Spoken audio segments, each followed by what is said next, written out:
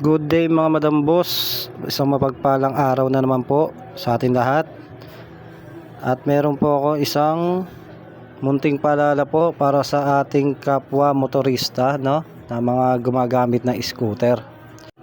Wag po tayong bibili ng replacement na belt dahil hindi po natin sigurado ang tibay na maibibigay po sa inyo niyan. Tulad po ng papakita po sa inyo ng maiksing video kung ano nangyari sa replacement na belt ni sir.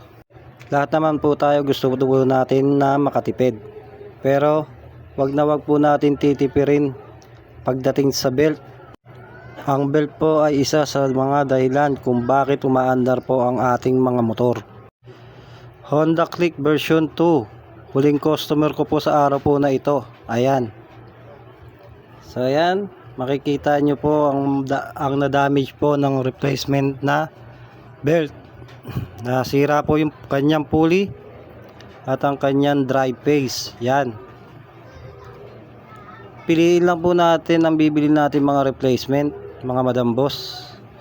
Air filter, pwede po tayo mag replacement dyan, slider piece, pero sa mga ganyang bagay po tulad ng belt ay wag po nating tipirin. At dyan na po nagtatapos ang ating munting paalala mga Madam Boss. Shoutout nga po pala kay Jake Esguera na nagpa CVT cleaning and change your gear oil, at kay Lloyd Gonzales na nagpa FI throttle cleaning. Maraming salamat sa inyong dalawa sa tiwala na ibinigay niyo po sa akin. Maraming salamat po. Sana po may napulot kayong kaalaman.